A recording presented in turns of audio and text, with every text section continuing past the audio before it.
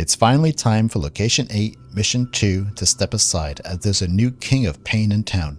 But let's be honest, we knew this day was going to come sooner or later. With the release of Location 9 and the slew of challenges it brought, one level has stood above them all as the new top dog of difficulty. And that mission is the dreaded Location 9, Mission 57. So how do we tackle this level with hopes of securing 3 stars?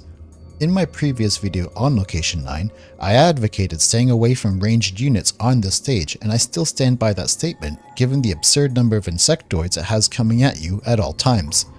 Using any ranged units, even with the Mechanics faction bonus, is just courting with disaster. So what's the solution to this problem?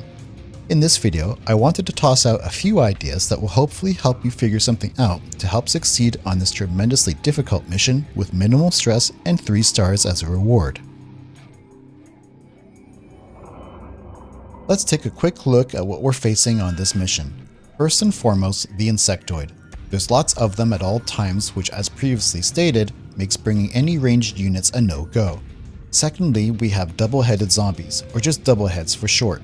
These guys are extremely durable given how they are essentially 2 big blues in one, with their first head being bulletproof. As if the plethora of insectoids wasn't enough of a ranged deterrent, these guys pretty much seal the deal on what units not to bring. Lastly, we have the new Tough Blue, who is a counter to Zerg units. So basically, this is Moby Rate's way of saying bring in heavyweights or die. There's no real getting around this, so we will want to utilize heavyweights in some fashion or another on this stage. No matter which way you go, the name of the game for this mission is resource generation. Regardless of your build, I highly recommend you either include 2 rednecks or 2 psychos on your team so you can build and maintain an endless supply of quick producing resources to combat everything being thrown at you. This is simply a level where you cannot rely on the slow speed of the courage generator. But he'd have to be fast. I'm your man. No, you're not. You're too slow. What? I know your limitations. You can't possibly reach the speed necessary to pull this off. But I can. Listen, No, you listen. He's talking about blowing up my world too, and I'm not letting that happen. It could be dangerous. The bloody universe is at stake. Of course it's dangerous. For this strategy, we will use the mechanic but no other unit from that team. We will want him to have enough melee and crit modifiers so that he can one-shot the insectoids. If you don't have that, then this won't work. Additionally, he will need to have a prep time watch. Everyone will, basically. Even with the nerf, it's still preferable to agility watches for most units. Lastly, for him to be effective, he will absolutely need to be level 30 with his final perk unlocked, and just to spare you a headache, pretty much everyone needs to be level 30 with their perk unlocked for this mission. Second, you will need to bring in a heavyweight who can tank the double-headed zombies, while another unit specializing in melee damaging goes to work on chopping them down. For this, we will use Bastion and Light Soldier with a med pack to help sustain them. The added perk is that they are also both poison immune, so we don't have to worry about ticking damage, and since they are IF, the med pack will last longer than usual. Lastly, for Courage Gen, we will use Redneck and Nurse Nancy. Nancy is a great addition since she's melee, brings much needed healing, and prevents our own team from resurrecting as zombies. At the start of the mission, we're not waiting for anything. We're firing off Rednecks straight away in the hope of getting Courage procs early so we can get the ball rolling before being overwhelmed. In my experience, this has about a 60-40 chance of working. There may be an instance or two where you'll need to restart because of bad RNG, but it's still a good way to start with this setup. My loadouts for this roster is Gentleman for Mechanic, Carbon for Light Soldier, Big Boy for Bastion, Boss for Redneck, and as much health as I can spare for Nancy, which just so happens to involve using the fast food set. A high health Nancy is great since she's going to be ticking for damage the entire time, unless she's in the radius of a med pack or being healed by another Nancy. Whatever it is, we don't want her exploding into a zombie or it will sabotage our own efforts. Keep Mechanic on hold until you either start seeing a lot of insectoids ahead of doubleheads, or if insectoids are getting too close to the bus. I usually start the first real attack with a Mechanic, since Rednecks alone won't be able to do the job. This will buy you some time to get out Bastion and Nancy. So, main points again are 1. A Mechanic who can one-shot insectoids, 2. a Bastion with enough health that he can tank the front lines with Nancy supporting him. For reference, mine has 11k health, but a little less should work too. Points if he's able to dish out a bit of damage. If not, start farming for one good big boy set. 3. A high health Nancy who can take the poison ticks longer than usual. And 4.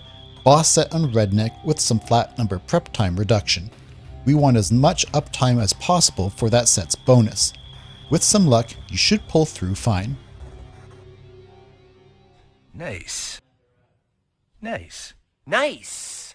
Nice. On paper, this shouldn't be a bad faction to use since insectoids do not jump to turrets, making them ideal to use. Given that, in this case, insectoids will be comparatively easy in contrast to other team setups. That said, however, double heads with their immunity to ranged damage will be our main obstacle here. This problem is further exacerbated by the fact that the mechanic team's heavy hitters are all ranged units, which we swore to stay clear from for this mission. So, for that reason, we're going to rely on the 3-man mechanic perk by using only Hillbilly, Mechanic, and Welder. Yes, that's right, Welder.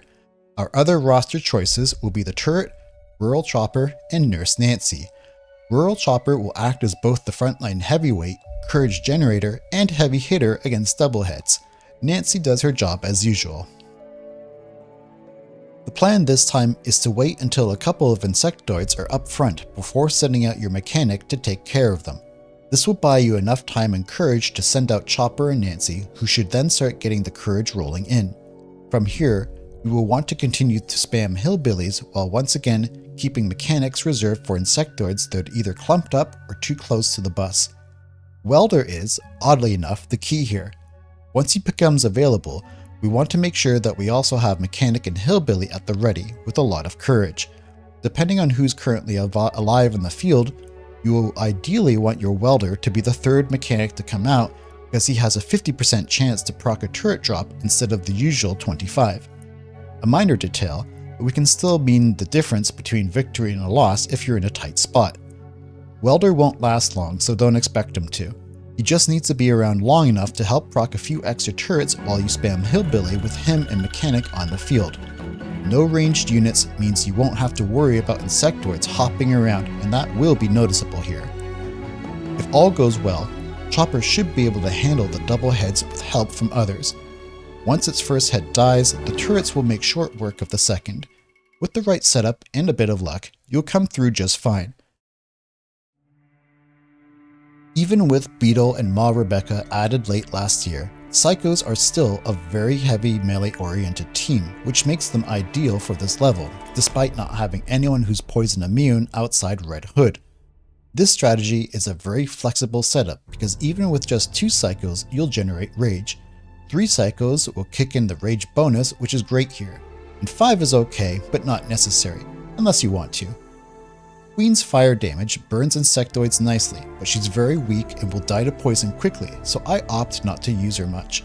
Saw is good on the barricade, but he insta-transforms into a zombie upon dying, which can be annoying if one gets through and nicks your bus. The Psychos boast 3 heavyweights in their lineup, more than any other faction, which makes them good here if you can cover quick-moving insectoids well enough and be able to have 3 Psychos on the field at any given time in order to proc rage buffs.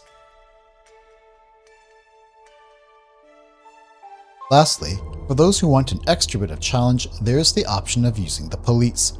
This lineup, we will use Patrolman Glenn, Riot Officer, Mountie, Agents, and Redneck and Nancy for courage generation. The bonus here is that the agents will allow us to utilize the 5th perk of the police faction while simultaneously allowing us to host Redneck and Nancy. Glenn's stats don't really matter, we just want him to be as cheap as possible. But for the sake of keeping him alive a split second longer, I kept Lucky Guy on him. Riot Officer can be a bit tricky, but I tried to find a happy balance between melee and health. I really wanted him to hit hard when he was enraged. Everyone else is as they've been previously. This was a pretty difficult lineup, but maybe because I made many attempts with different support item combinations instead of using the Rednecks. Really though, I should have followed my own advice from earlier.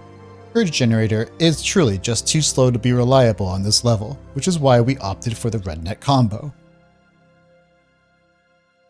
There are a few other teams that are sort of close to a solution, but I can't seem to pull off 3 stars without using buffs. Still, I hope you find something useful in this that will help make the level possible, or at least a little bit easier. Thanks for watching, and I hope to see you again in the next one.